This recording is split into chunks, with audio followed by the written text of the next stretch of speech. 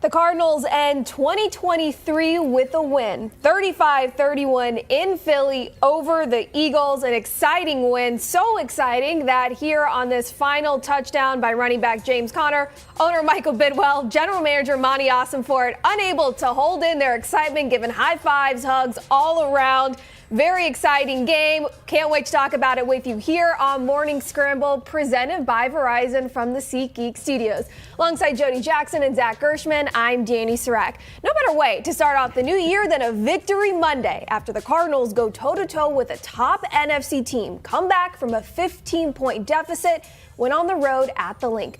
Just the way everyone drew up head coach Jonathan Gannon's return to Philly, Zach. Exactly. That was the last thing you needed on the bingo card to fully get that. I mean, the fact that they went into enemy territory knowing how hostile of an environment it was going to be, and to put on that type of performance, they out-Phillied in Philly. That's what they did to them. They out-Eagles in Philadelphia. It was absolutely incredible. And to see how they performed under that sort of adversity, I was talking to Michael Wilson. He said there's two guarantees in life and in football. It's going to be adversity. And the Cardinals pushed through it. Well, and that's a great example, Michael Wilson, with, the inability to make that play, the miscommunication, and then coming back being a huge part of this win with a 2-point conversion and a touchdown. When I look at this game, it's a game that'll be remembered for a very long time, and it should be a signature win. And how sweet must it have been for Jonathan Gannon to go back in there and dice up that defense which clearly misses him.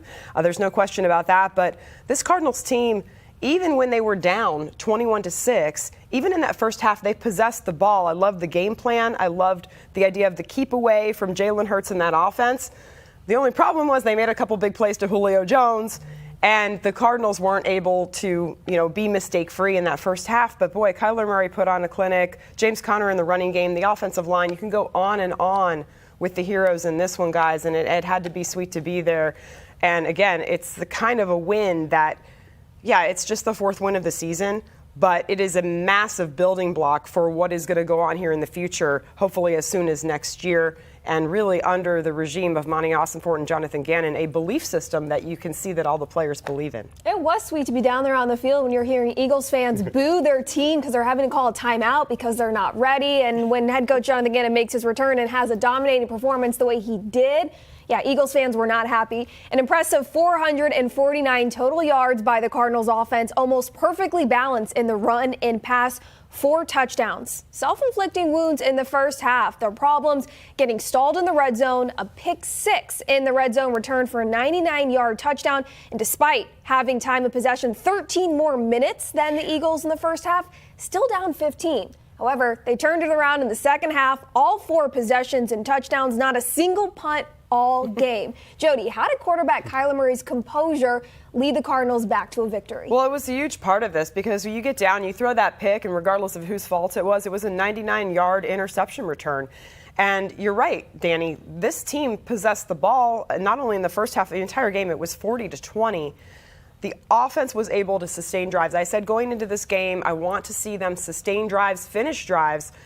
Those gotta-have-it plays, Kyler Murray is the reason why they were able to convert on a few of those. Also, of course, the physicality of James Conner on that final touchdown. That was a thing of beauty, going up against Kevin Byard, a 2-time Pro Bowl safety, standing there at the goal line, and James Conner was not going to be denied. It was one-on-one, and James Conner won that battle.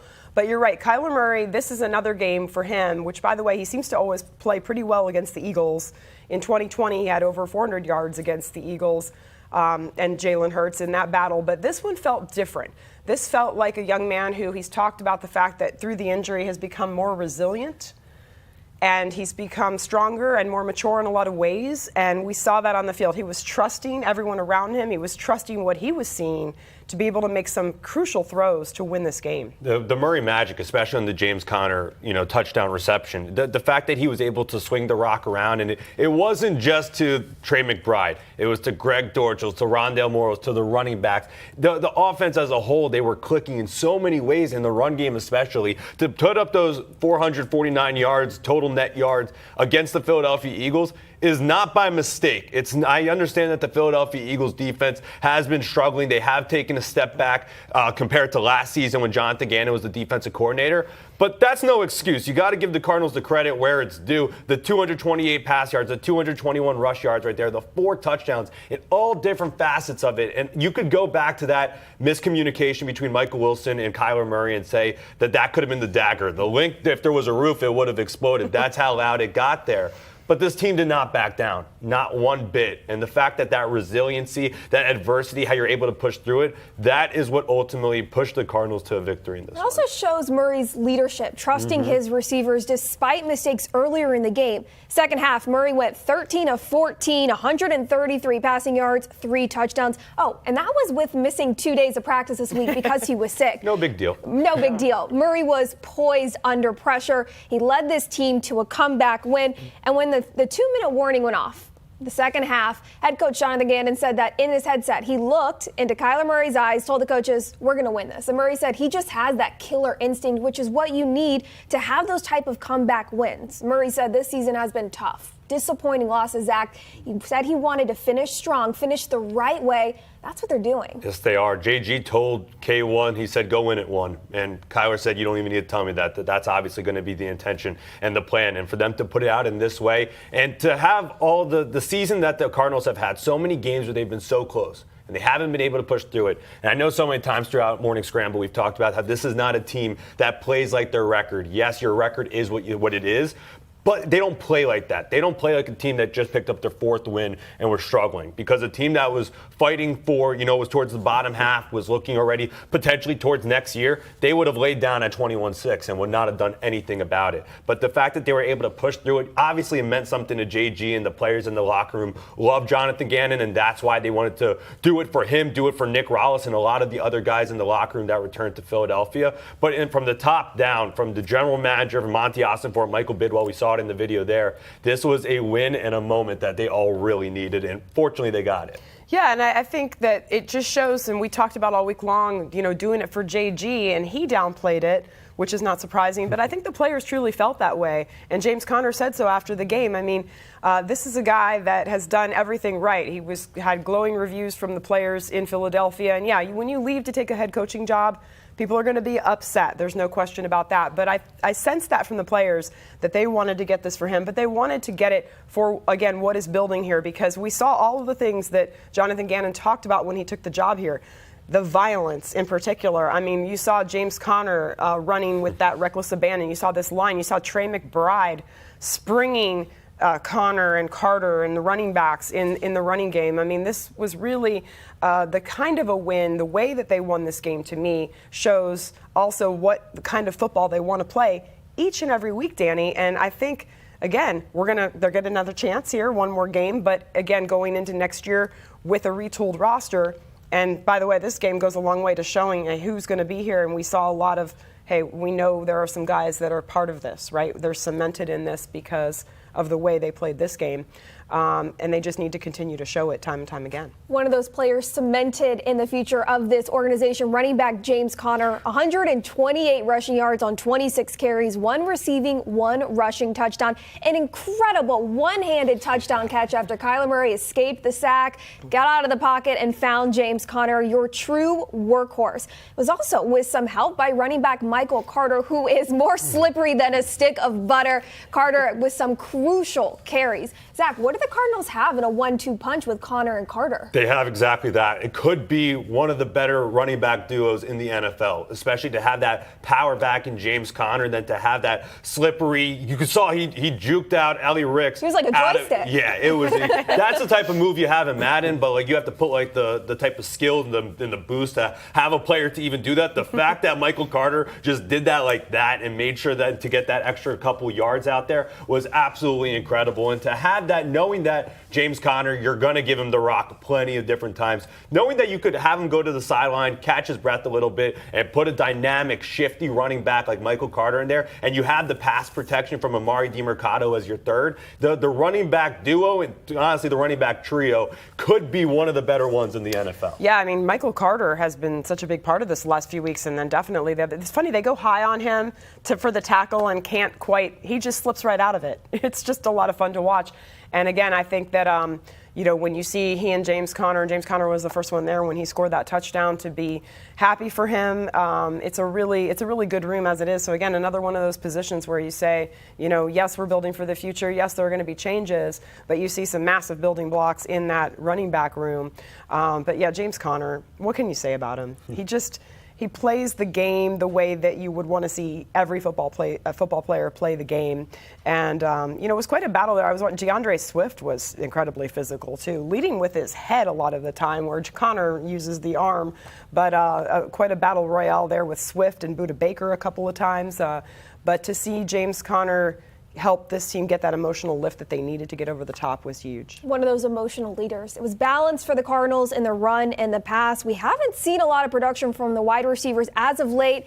That changed. Greg Dortch, 7 catches on 7 targets, 82 yards. Michael Wilson, 4 catches for 35 yards, a touchdown, and that 2-point conversion. Jody, what was different this week from the wide receivers that we haven't seen as of late to have that production? Well, it was all coming together. They were really connecting. I felt like Kyler Murray was trusting where they were going to be. And again, it's after that horrible miscommunication and 99-yard interception return. And I think everyone was just watching that thinking, oh boy, every time the Cardinals, Kyler Murray tries to go to a wideout, something bad happens or it's an incompletion. And to come back to that and be able to hit Michael Wilson, Greg Dortch, those were the key guys in the receiving game. As far as, you looked at Trey McBride early, he had some catches, but they were clearly trying to take away Trey McBride. So this team needed to go to the guys they had out there. I think there was a mentality this week. Of course, I wasn't in the meeting rooms, but I think it was, look, we don't have Hollywood Brown. He's not even going to try to start this game. He's on IR. I think you have to trust the guys that are out there. You have to play with the wide receivers that are out there. And I think those wide receivers knew that as well. They knew this was an opportunity. And for Greg Dortch, it's just been a progression of what we've seen. For Michael Wilson, though, it was really reassuring because, we know what his potential can be. But Dortch, we've talked about him the last few years. When he gets a chance, you always see something in him that I go back to the old days here. I'm going to date myself. Dave McGinnis, the juju, right? He's got the juju. And he always tries to make something happen, whether it's in the kick return game or as a wide receiver. But, he's playing for a job always. And I think, what he's trying to do is going to be noticed by the coaching staff here. Well, that's a good point. He's every single play, Zach, he's playing as if it's his last. He is hard to bring down, especially for a smaller receiver. He's not an easy tackle. Yeah, the size, it's not the matter of the size of the dog, but it's the fight in the dog, whatever the saying is. I mean, he's got that dog mentality too, Greg Dortch. And it doesn't matter which facet of the game, because he does have that special teams component of it too. Kick return, punt return. He is dynamic in a lot of different ways, and he is tough to bring down. He's a physical runner, and when he is brought down, you see him pop right back up. No matter what, he's not going to show any signs of hurt. But I think as a whole with this wide receiver room, when I was talking to Michael Wilson, he said, we heard the noise. We heard what everyone was saying about us, but if you watch the tape, it's not a matter of it being Kyler's fault or the receiver's fault. Kyler Murray's missed majority of the season. He didn't participate in OTAs. He started working with Michael Wilson, getting ready for the Baltimore Ravens in Week 8. And that's the type of situation that obviously you don't really want to take into account. You want the chemistry to just click right away. But you can even see with Hollywood Brown, the chemistry was not fully there with him and Kyler Murray, and it takes time. That's why off seasons are as valuable as they are. That's why OTAs, training camp, preseason, all these type of moments throughout the season that lead to the regular season, that's why they're so important. But in this one, they heard the noise and they wanted to silence the doubters. They silenced the doubters in a lot of different ways. Nobody had the Cardinals beating the Philadelphia Eagles in this one. So the wide receivers stepped up, and the Cardinals, all 53, because it did take all 53, stepped up in this one. Impressive performance by the Cardinals offense. Their defense held the Eagles to just 275 total yards. Entering the game, Arizona had the worst run defense in the league, held the Eagles to less than 100 rushing yards. They kept quarterback Jalen Hurts in the pocket, put some pressure on Hurts, something we haven't seen a lot from this pass rush unit the last couple of weeks. The Eagles boast one of the most potent wide receivers duo in A.J. Brown and Devontae Smith. 0 touchdowns, combined 83 receiving yards for those two. Last week against the Bears, the Cardinals struggled in containing a mobile quarterback in Justin Fields. Not the case this week against Jalen Hurts. Zach, what was the difference maker? That was an emphasis going into this week. They saw the fact that Justin Fields hurts you with his legs and the ability to extend plays. And that was what they said. They said, yes, it does help. Buda Baker spoke a little bit about it over the fact that you did just play against a mobile quarterback. And I know you asked Buda if he likes playing against mobile quarterbacks, and he said, I don't think he liked that question. He did not. Not very fun. He was not thrilled about it. And then you were able to see in the game why they didn't enjoy it as much. And Justin Fields beat the Cardinals using his legs and through play extension. They went into this one knowing what Jalen Hurts and his ability to have. Justin Fields is a good player. Jalen Hurts is even better. He led the Eagles to the Super Bowl last season. In this game, though, Jalen Hurts had his moments and he had his flashes, but they were able to put pressure on him. And the touchdowns were based off of play extension. When he scrambled out to the right side, found Dallas Goedert there for the touchdown, the different plays to Julio Jones. The fact that this was Julio Jones,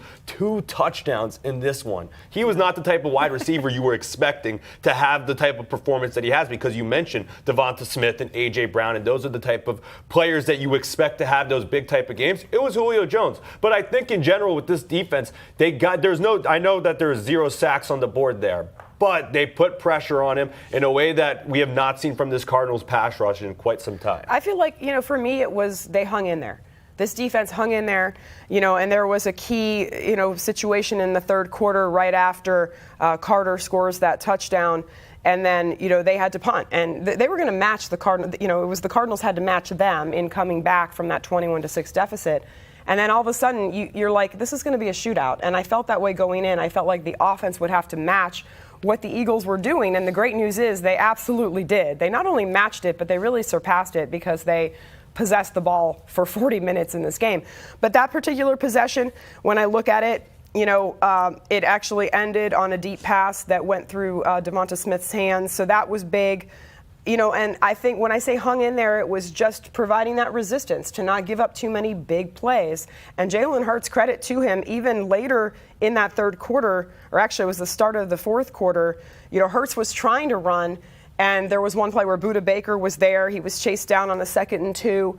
But then on 3rd and 4, credit to Hurts, he still found Goedert for that touchdown. And that was where you're thinking, this is going to be that shootout that we kind of thought about. But credit to the defense again for hanging in there, just continuing to play despite even injuries during the game. Dante Stills, I believe, left the game in that fourth quarter.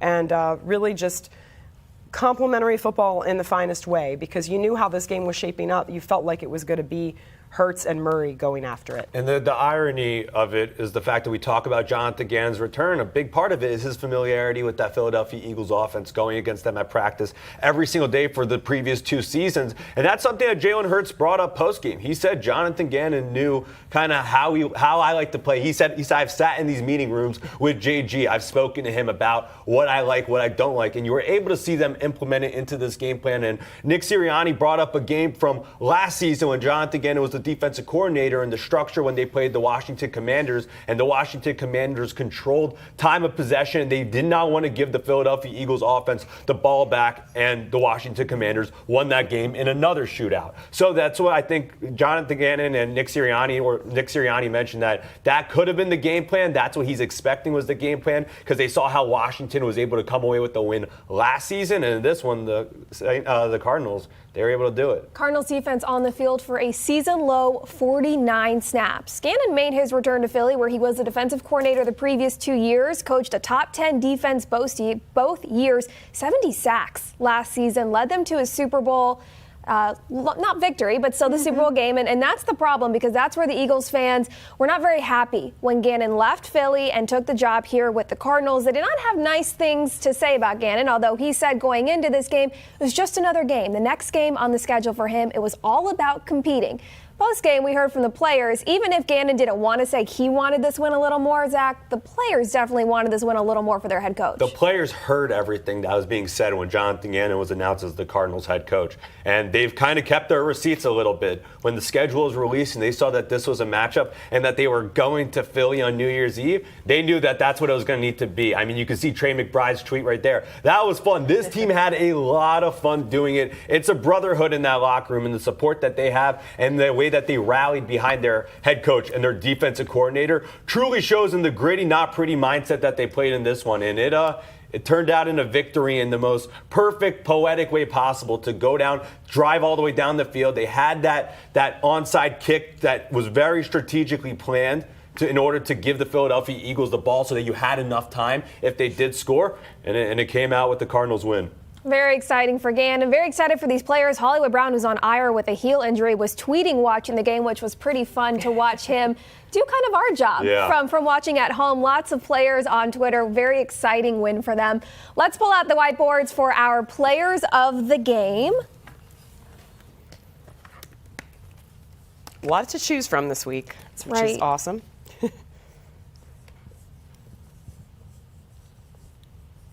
Zach, who do you have? This, in my opinion, this was a pretty easy no-brainer with this one, with Greg Dortch. The way that Greg Dortch played, and we talked a little bit about it, anytime he gets the chance to produce, he produces on the field. To have the 7 receptions for the 80-something yards, 185 all-purpose yards in this one, and of course the 36-yard reception that brought the Cardinals down to the 5-yard line for that game-winning touchdown with James Conner. The way that he was able to get around defenders, he has brought such a spark to this offense. When you've been looking for wide receiver production, although it hasn't fully been there, Greg Dortch has been the one player that's consistently been able to put up, and you see right there, the support in that wide receiver room. Gotta light the Dortch in the fourth. Well, they did exactly that. And lighting the Dortch and giving Greg Dortch that opportunity to make a play. He said, anytime you give me the rock, I'm going to make something happen with it. Well, it turned into a Cardinals victory on that 36-yard reception. Yeah, and then you're right. That play, Conner had the touchdown, but he just wouldn't go down, as is typical Greg Dortch, to get down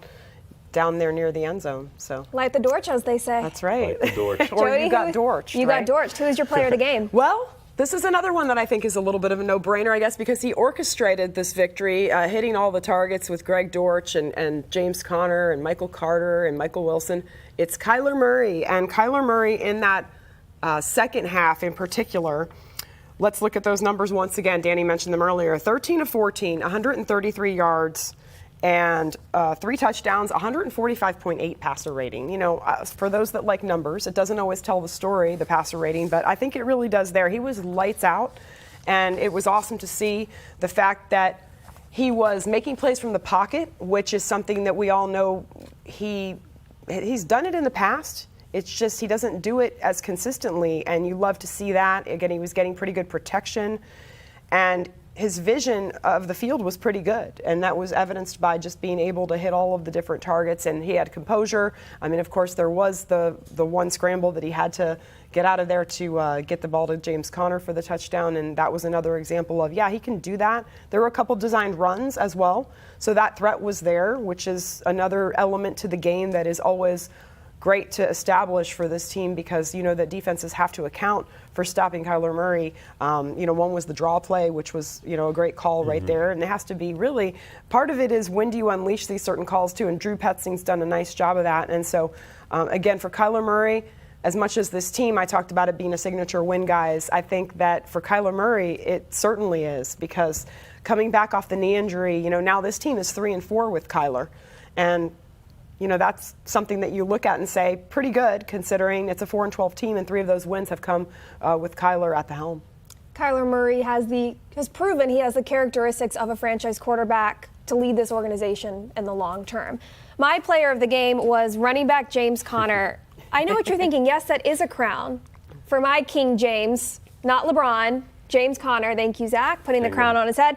Conner refuses to be denied. He continues to put this team on his back. 26 carries, 2 touchdowns, a threat in the run and the pass game, continues to find lanes, just churn that ball downfield, plays with the heart, the mentality, the strength that you want every player to have on your team. Week after week, James Conner continues to deliver as that workhorse out of the backfield. He did it once again against the Eagles. No surprise there at this point. Not a surprise. And it's the Keystone State. Something about being back in Pennsylvania just always seems to get James Conner running like a madman down on that gridiron. That's what he said to me post-game. He comes up to me before the interview and said, this is what we do in PA. coming from the Steelers. This is what we do in PA, and it's been really solid to see in the fact that they were able to go to Pittsburgh, make 2 cross-country trips, and make the most of it, going back to the Valley with wins. There's nothing better than that. That impressive James Conner one-handed touchdown grab. Kyler Murray escapes the pocket in the third quarter. Jody, that was your turning point in the game. Why? Well, there were a lot of, possible turning points in this one. Part of me wanted to say halftime, right? Because everything seemed to turn at that point. You had the sense this team was going to fight. But for me, it was the ability of Kyler Murray to use that escapability to get the ball to James Conner. We've seen James Conner make terrific one-handed catches before. And then the 2-point conversion, really it's the whole play for me, the entire sequence there. 2 plays, because, the conversion to Michael Wilson was a thing of beauty as well. So seeing Kyler Murray have all of his talents on display, for me, that was really the turning point here, because it showed a belief in himself to be able to do that. And the whole team was constantly, as this game was evolving, I feel like they were getting stronger in their belief that they could pull this off. And so, there were I had a lot of different moments, holding the Eagles to a field goal. Mm-hmm. That was also a big moment here in the shootout, being able to limit those points. But yeah, ultimately going to go with that one. Yeah, this was one of those games where you could see Kyler Murray was just everything that he was doing, especially in that second half, to go 13 for 14 in that second half and put up those type of numbers and continue to develop that camaraderie and that trust with the wide receiver core. It's something that obviously you wish that the season didn't end next week, but that going into next season, this is going to be an ongoing process, and you can only just imagine what it could potentially be like with Michael Wilson and your potential other wide receivers. When Kyler walked into the stadium in a Pittsburgh Penguins jersey, a few blocks away from where the Flyers play, you knew he was going to go off. Being a Philadelphia kid, the one person I've always disliked has been Sidney Crosby, the kid, but he went into it knowing that was going to be the case. And even though he told me afterwards when we were on the plane, he said, I didn't even realize. But K1, you knew exactly what you were doing. He knew exactly what you were doing. It was a clutch move. It was a baller move. Whiteboard's out one more time for Songbirds. I'm curious to see, Jody, we're coming off a week where we were on the same page, the same song. I would be incredibly impressed if you picked the same song as me, though, this week. I'm not going to lie. Okay. So I feel like mine could be something that people might predict. Okay. What is it? It is the theme, and this is the second time I've gone from the soundtrack of Rocky this season, but Gonna Fly Now. And by the way, Twitter was alive with, it's fly, Cardinals fly. Love it. Getting strong now, all that. You think of the Rocky theme, just the swag that this team displayed in Philadelphia. Not an easy place. Like, to say that it's not an easy place to play is the understatement of the year, right? The fans, everything that they had going against them in this. You talk about Pennsylvania, the Steelers and the Eagles, 2 teams that were, heading toward the playoffs. Certainly the Eagles still are. But when you look at, Gonna Fly, it's swaggy, right? Rocky. They came out swinging. This was my first time in Philly, and so we got there on Friday and explored on Saturday, and of course you have to go to the Rocky statue and the steps. And I saw a proposal at the Rocky statue, which feels like the most Philly experience ever, that the city that rallies around a movie, which is a great first 2 movies, that was my I would childhood. say. I'm just saying, it felt very Philly that to see a proposal of all things at the Rocky statue. Did you not see in the pregame clips, they were having Eagles clips and Rocky clips? Like, that's their pregame video. But getting engaged at the statue, Zach? Yeah. Is that that's a normal Philly thing? Yeah. Okay. Welcome to the city of brotherly love. I've been there a lot. I've never seen a proposal there. That's definitely unique. I mean, I will not forget it. It's a special woman. Being a resident, I wasn't gonna. I don't go to the Rocky Steps because that's just like a very touristy thing to do, to go to the art museum. But I mean, listen, it's a magical place up there. Did you run up the steps? I walked up the steps. And did you? I walked fast. I kind of ran. We're going back to Philly. You got to do it right. Zach, what was your song? I didn't ask you, did you guys get the cheesesteak or whatever? No, not again, a big cheesesteak person. No? Okay. And tourist, I know it's touristy, so you probably had something a little more. None of Pat's and Gino's, but stick with. Well. Oh, wow. 2 weeks in a row for me to have the Mill. same song, Dreams and Nightmares. Well, you declared a little bit that you were going Philly rapper. I went with No Nightmares, though. Because it. there was no nightmare for the Arizona Cardinals in this one. If anything, it was a Philly nightmare because that's at least how they're reacting right now in the city of brotherly love. Panic has set in over there, and here it's jubilation because of the fact that you're able to come away with this win. And when we went into the locker room, Dreams and Nightmare was playing. And obviously that's the soundtrack for the Philadelphia Eagles and their Super Bowl run. And it's something that the city as a whole has rallied around. Well, the Cardinals took that as motivation, and that was the first song that was playing when we walked into the open locker room. So excitement was there, and definitely no nightmares coming in the Valley. I love when we talk about this all the time. You know, sports is a business, right? It's a huge business, and these are adults that play the game. But when you have that song playing in the locker room, that is when it is like it is just emotional, and it is the sport you played growing up. And it means something. It is a rivalry, not that these teams have a rivalry, but, you know, how about the 49ers players watching it on Michael Silver's phone, who writes for the San Francisco Chronicle now? That was pretty funny. Because now they have the top seed. Yeah, I mean, seeing, I think it was Deebo Samuel going, "Come on, Kyler." Yeah. I don't know how comfortable we are with, you know, aligning with the 49ers objectives, but, you know, it was cool to see. And just that whole vibe, when you're able to pull off that kind of win, you know, everyone in the NFL was watching yesterday, and everyone was saying, wow, look at the Cardinals and what they were able to do going into I think some of the lyrics as well in the song, like it's when you have the hold up, wait a minute, y'all thought I was finished. That's something that this Cardinals team has rallied around because they could have been finished at 21-6. They've had other games this year when you're down, but the fight, they don't lose any fight. This is a team that's willing to dog it out in whatever way. They're going to have one more chance to dog it out against the Seattle Seahawks at State Farm Stadium on Sunday. But I mean, that one where you have the music blaring and you could really rally behind some of the lyrics and you could recognize that this is a team win. We are not finished. That's something that you could definitely rally around. Cardinals could have been finished entering this game with just 3 wins, now 4. However, post-game, Gannon said that's not what his players are doing. They're not packing it in. They're staying together, and they are going to finish the season the right way. They have one more chance to do that. Final game of the season, back home at State Farm Stadium, Sunday, January 7th at 2:25 against the Seattle Seahawks. Cardinals have a chance, I think, to keep the Seahawks out of the playoffs if they win. Look, they played spoiler in this one, eliminating the Philadelphia Eagles from that number 1 seed to any possible contention there. To do it against an NFC West opponent would be a great way to end 2023-2024 season. Pretty big opportunities for the Cardinals to end the season on a high note. Cardinals fans, we hope to see you out there at State Farm Stadium Sunday. Happy New Year from your Morning Scramble crew. For Jody Jackson and Zach Gershman, I'm Dani Sureck. We'll catch y'all right here next week.